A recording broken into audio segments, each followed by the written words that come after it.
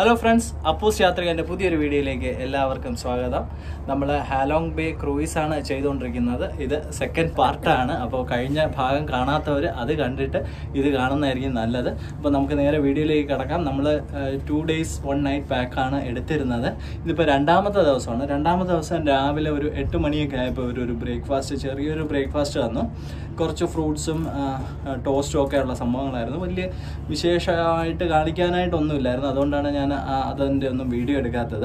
അപ്പോൾ നമ്മൾ അടുത്തൊരു ആക്ടിവിറ്റിയിലേക്ക് പോവുകയാണ്. ഇപ്പോൾ കുറച്ച് കഴിയുമ്പോഴത്തേക്ക് നമ്മളെ ഇവിടെ ബോട്ടിൽ കയറ്റി, ചെറിയ ബോട്ടിൽ കയറ്റി ഏതോ ഐലൻഡിലൊക്കെ വിസിറ്റ് ചെയ്യുമെന്നാണ് പറയുന്നത്. ഐലൻഡ് കേവിലൊക്കെ വിസിറ്റ് ചെയ്യുമെന്നാണ് പറയുന്നത്. അപ്പോൾ അതെങ്ങനെയുണ്ടെന്ന് നോക്കാനായിട്ട് നമ്മൾ പോവുകയാണ്. എൻ്റെ പുറകിൽ കിടക്കുന്ന ബോട്ടിലാണ് കൊണ്ടുപോകുന്നത്. ഇത് ഒരു വ്യത്യാസമുണ്ട്. ഇതൊരു ഐലൻഡ് ടൂറല്ല, ഇതൊരു കേവിൽ കൊണ്ടുപോകുമെന്നാണ് പറയുന്നത്. ഡാർക്ക് ആൻഡ് നൈറ്റ് കേവ് എന്നാണ് പറയുന്നത്. അവിടെ കൊണ്ടുപോകുമെന്നാണ് പറയുന്നത്. അപ്പോൾ അതിനുവേണ്ടി നമ്മൾ വെയിറ്റ് ചെയ്യുകയാണ്.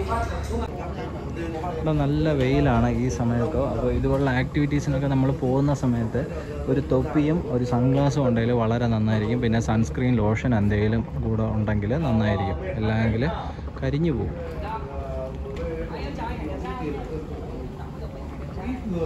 അപ്പോൾ ഈ ബോട്ട് രാവിലെ ആകുമ്പോൾ ഒരു 6 മണിയൊക്കെ ആകുമ്പോൾ ഇത് വീണ്ടും സ്റ്റാർട്ട് ചെയ്ത് ഇതിങ്ങനെ ചുമ്മാ ഇവിടെയൊക്കെ ഇങ്ങനെ ഒഴുകി നടക്കും.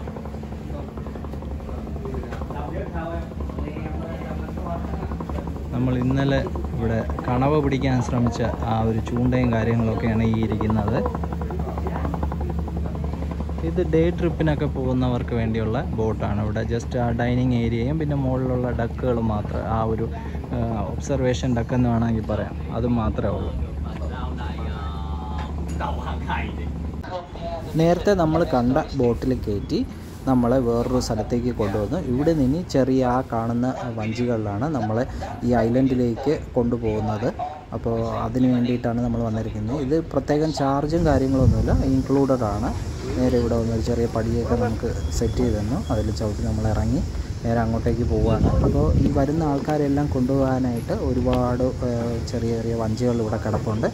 അപ്പോൾ ഓരോന്നിലും ആൾ നിറയുന്നതിനനുസരിച്ച് അവർ നമ്മളെ കൊണ്ടുപോയി ആ സ്ഥലങ്ങൾ കാണിച്ചു തരുന്നതാണ്. ഇത് ഒരുപാട് സമയമൊന്നുമുള്ള ഒരു എക്സ്കർഷൻ എന്ന് പറയാൻ പറ്റില്ല. ഇതൊരു കൂടിപ്പോയാൽ ഒരു 20 മിനിറ്റൊക്കെ ഉണ്ടാകത്തുള്ളൂ.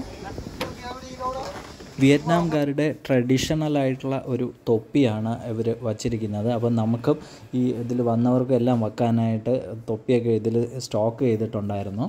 അപ്പോൾ നമ്മൾ നിൽക്കുന്ന സ്ഥലം ലൻഹാ ബേ ആണെന്ന് പറഞ്ഞായിരുന്നു. അപ്പോൾ ഹൈഫോങ് നഗരത്തിൽ നിന്ന് ഒരു 30 കിലോമീറ്റർ മാറി സ്ഥിതി ചെയ്യുന്ന വളരെ മനോഹരമായിട്ടുള്ള സ്ഥലമാണ് ഈ ലൻഹാ ബേ എന്ന് പറയുന്നത്. 300-ലധികം ലൈംസ്റ്റോൺ ഐലൻഡ്സ് ഉള്ളൊരു പ്രദേശമാണിത്.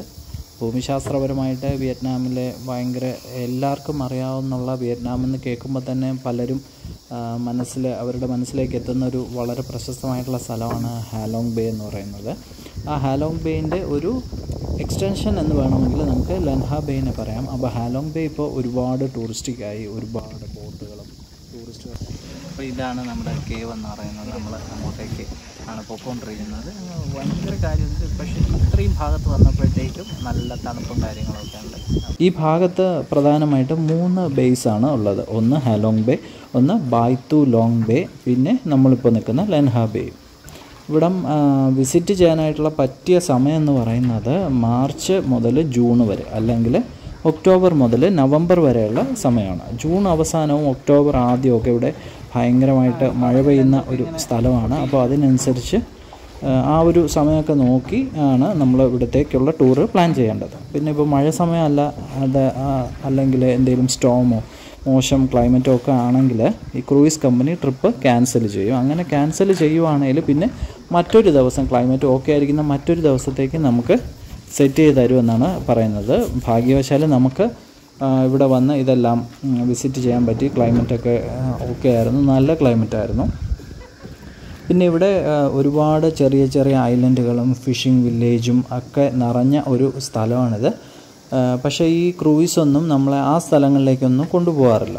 അപ്പോൾ ക്രൂയിസ് ബുക്ക് ചെയ്യുമ്പോൾ തന്നെ നമുക്ക് അതിൽ എന്തൊക്കെയാണ് അതിൽ ഇൻക്ലൂഡഡ്, ഏതൊക്കെ ഐലൻഡ്സ് പോവും, എന്തൊക്കെ ആക്ടിവിറ്റീസ് ഉണ്ട്, അമ്മാതിരി കാര്യങ്ങളെല്ലാം അവരുടെ ആ ഒരു ട്രിപ്പ് പ്ലാനിൽ എഴുതിയിട്ടുണ്ടായിരിക്കും. അപ്പോൾ അതിൽ നോക്കിയിട്ട് നമുക്ക് എന്തൊക്കെയാണ് ഉൾപ്പെടുന്നതെന്ന്, നമുക്ക് ഇൻട്രസ്റ്റിംഗ് ആയിട്ടുള്ള കാര്യങ്ങളൊക്കെ ഉണ്ടോ അതെല്ലാം നോക്കിയിട്ട് നമുക്ക് ആ കറസ്പോണ്ടിങ് ക്രൂയിസിൻ്റെ ട്രിപ്പ് ബുക്ക് ചെയ്യാം. ഇപ്പോൾ നമ്മൾ ചെക്കൗട്ടിന് മുന്നേ നമുക്കൊരു ലഞ്ച് അവർ പ്രൊവൈഡ് ചെയ്യുന്നുണ്ട്. അപ്പോൾ ലഞ്ച് കഴിക്കാനായിട്ട് നമ്മൾ ബുഫയിൽ വന്നിരിക്കുകയാണ്. അപ്പം നേരത്തെ പറഞ്ഞ ഡിഷും കാര്യങ്ങളൊക്കെ ആയിട്ട് മോമോസും ഒക്കെ ആയിട്ട് നല്ലൊരു അടിപൊളി ലഞ്ച് തന്നെയായിരുന്നു. ഇവിടുത്തെ ഫുഡെല്ലാം യാതൊന്നും കുറ്റം പറയാനില്ല, എല്ലാം നല്ല രീതിയിലുള്ള ആക്ടിവിറ്റീസും കാര്യങ്ങളൊക്കെ ആയിരുന്നു. ലഞ്ച് കഴിഞ്ഞാൽ അടുത്ത ചെക്കൗട്ടാണ്. നമ്മൾ ഇങ്ങോട്ട് എങ്ങനെ കൊണ്ടുവന്നാൽ അതുപോലെ തിരിച്ച് കൊണ്ടുപോവുകയാണ് ബോട്ടിൽ നമ്മൾ വന്ന സ്ഥലത്തേക്ക് നമ്മൾ എത്തിക്കുക. ഫ്രണ്ട്സ്, നമ്മുടെ ക്രൂയിസ് ഇവിടെ സ്റ്റോപ്പ് ആവുകയാണ്. നമ്മൾ 2 ദിവസം ഇവിടെ സ്പെൻഡ് ചെയ്തു. ഇവിടുത്തെ കാര്യങ്ങളും കാഴ്ചകളും ഇവിടെയുള്ള ഫെസിലിറ്റീസും ഒക്കെ നിങ്ങൾ കണ്ടല്ലോ. എല്ലാവർക്കും ഈ വീഡിയോ ഇഷ്ടമായി വിശ്വസിക്കുന്നു. നമ്മൾ ഈ വീഡിയോ ഇവിടെ സ്റ്റോപ്പ് ചെയ്യുകയാണ്. നിങ്ങൾ എൻ്റെ ചാനൽ ആദ്യമായിട്ടാണ് കാണുന്നതെങ്കിൽ ഒന്ന് സബ്സ്ക്രൈബ് ചെയ്ത് സപ്പോർട്ട് ചെയ്യുക. വീഡിയോ ഇഷ്ടമായെങ്കിൽ ലൈക്ക് ചെയ്യുക. നിങ്ങൾ ഹാനോയിൽ വരുവാണെങ്കിൽ ഈ ഹലോങ് ബേയും കൂടെ ഒന്ന് വിസിറ്റ് ചെയ്യുക. എല്ലാവർക്കും നന്ദി, നമസ്കാരം.